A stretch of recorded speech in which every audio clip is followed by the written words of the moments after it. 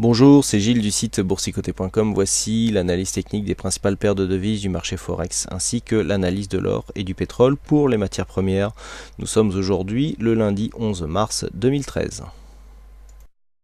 Et on commence tout de suite par l'euro-dollar, donc l'euro-dollar qui depuis une semaine finalement est bien resté ici dans son trend baissier, puisqu'après un contact ici sur cette zone de support baissière, eh bien nous sommes revenus chercher ici une zone de résistance court terme pour revenir ici chercher un deuxième contact avec donc une phase de stabilisation. Alors phase de stabilisation court terme qui continue mais qui commence à donner des signes d'un possible retournement, puisque nous avons ici cette zone de point bas qui a été cassée à la hausse, et puis on le voit donc du point de vue court terme, alors que les cours ici étaient bien entre la moyenne mobile 20 et la bande de Bollinger inférieure, et bien nous avons donc des enfoncements de plus en plus puissants de cette moyenne mobile 20 exponentielle pour venir ici commencer à tester la bande de Bollinger supérieure. Donc les bandes de Bollinger qui se redressent, qui ont une course maintenant bien plus horizontale et qui laissent à penser ici que la dynamique, tout du moins du point de vue court terme, a cessé. Donc de toute façon nous étions ici sur une phase de dynamique intra-trend, puisque ce trend baissier est loin d'être fini.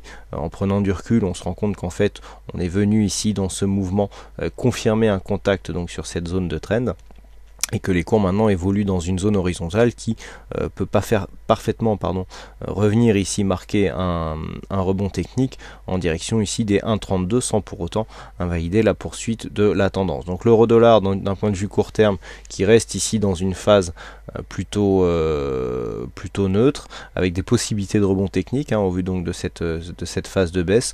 On a une zone d'overlap possible ici sur la zone des 1,3160, même si cette zone a déjà été confirmée ici sur cette zone de point haut, mais le manque ici de dynamique baissière qui devrait être réactivé en cas d'une cassure des 1,2960, eh bien laisse à penser qu'un rebond technique est possible en direction des 1,32. D'ailleurs le MACD est en train de se retourner, ce qui donne ici au mouvement très court terme une autre possibilité de revenir ici sur cette zone de cotation. On continue avec le câble, avec cette vue éloignée qui nous montre ici que le câble, donc la paire livre sterling contre dollar américain, reste ici dans un trend et dans une tendance baissière malgré cette forte chute, puisque nous sommes partis ici en début d'année d'un plus haut à 1,6382 pour arriver ici sur la zone des 1,4870, donc une très forte chute qui ne semble pas pour l'instant trouver de point d'essoufflement, même si nous avons eu ici l'impression que les cours allaient remonter, mais depuis la cassure ici des 1,4985, eh bien nous avons une réactivation de cette dynamique baissière avec ici des contacts toujours en résistance de cette moyenne mobile 20 exponentielle. Quand je vous disais qu'on aurait pu se retourner, c'était un petit peu sur cette zone ici. On a une zone presque de squeeze avec ces bandes de Bollinger, des contacts avec la bolle sub qui commençait à se faire sentir, et puis malgré tout on est revenu ici sur une dynamique baissière avec retour donc sur cette moyenne mobile dans un premier temps, et puis on a confirmé par une cassure donc de cette zone.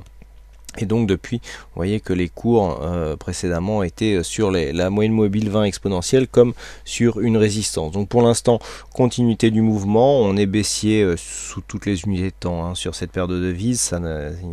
C'est plus un secret pour personne, donc une forte chute de cette paire de devises, et donc une continuité qui se fait sentir avec une possibilité de rebond ici en direction des 1,4985 depuis cette cassure qui a été confirmée la semaine dernière, mais d'un point de vue donc dans la tendance de fond, tant que nous n'avons pas ici une cassure de cette résistance rouge, eh bien la tendance reste orientée à la baisse. On continue avec le dollar yen, donc le dollar yen qui, suite à sa forte phase de hausse qui avait été enregistrée donc en début d'année, en fin d'année 2012 et donc début d'année 2013, avait connu une petite phase ici de stabilisation durant le mois de février, et puis cette phase de stabilisation depuis la cassure ici la semaine dernière de cette zone des 94, eh bien connaît une réactivation. Alors c'est assez impressionnant.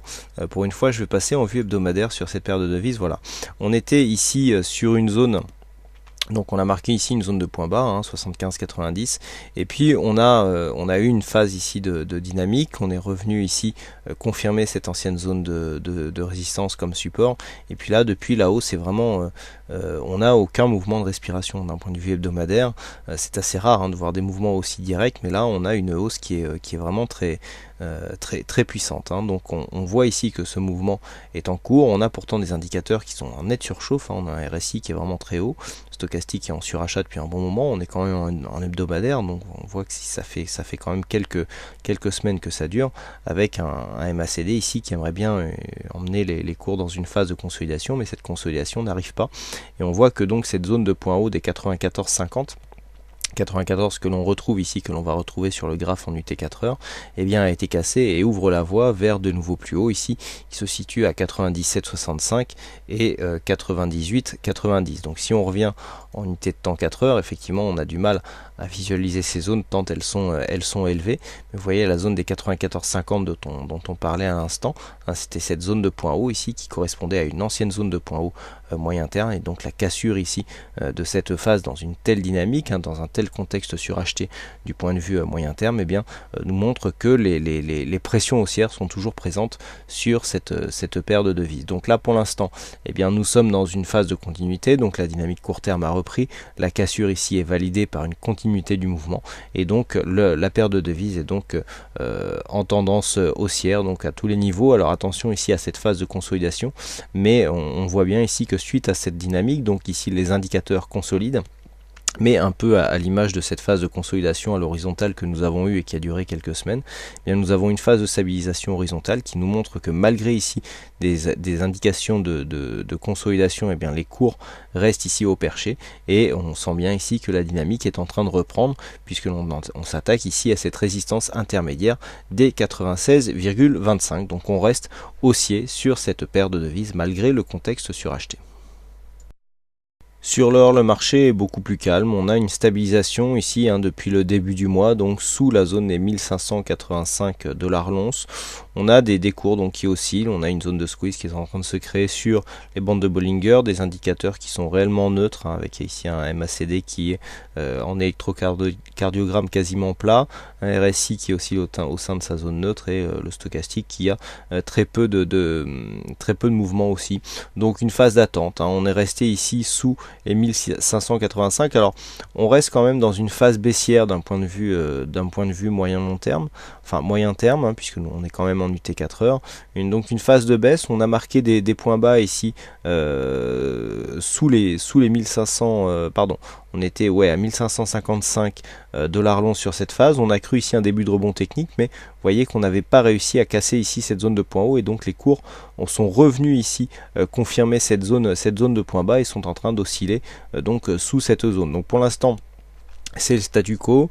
On voit bien que malgré cette forte phase de baisse que je viens de vous indiquer, eh bien on a du mal à marquer des rebonds techniques, hein. Ici ce rebond technique n'a pas tenu longtemps. On est vraiment revenu ici rechercher cette phase d'attente, et donc pour l'instant eh bien il n'y a rien à attendre. On est vraiment en phase d'attente et aucune indication. Alors on aurait peut-être une petite préférence pour un retour à la hausse d'un simple fait d'une possibilité de rebond technique, mais aucune indication en ce sens. Donc pour l'instant on est flat et une opinion neutre sur la poursuite donc de l'évolution du métal jaune. Et enfin on termine avec le WTI, donc le brut léger américain, qui reste ici dans une orientation plutôt baissière, hein, puisque nous étions ici sur cette phase de stabilisation. Alors nous étions suite à une forte hausse sur cette zone. Nous avons donc là une phase d'oscillation horizontale qui a eu lieu, et puis les cours qui ont commencé à descendre. Alors pour l'instant on est venu ici marquer un contact avec ce support majeur des 89,80 $ pour un baril. On est repassé ici au-dessus de la moyenne mobile 20 exponentielle.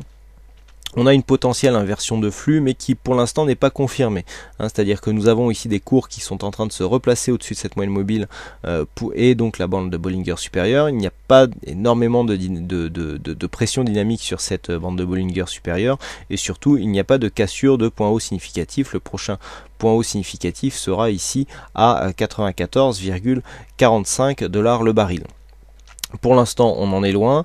On est qui plus est dans une phase possible d'overlap, puisque nous avons ici cette zone de point bas qui est confirmée comme zone de point haut sur cette phase de rebond court terme.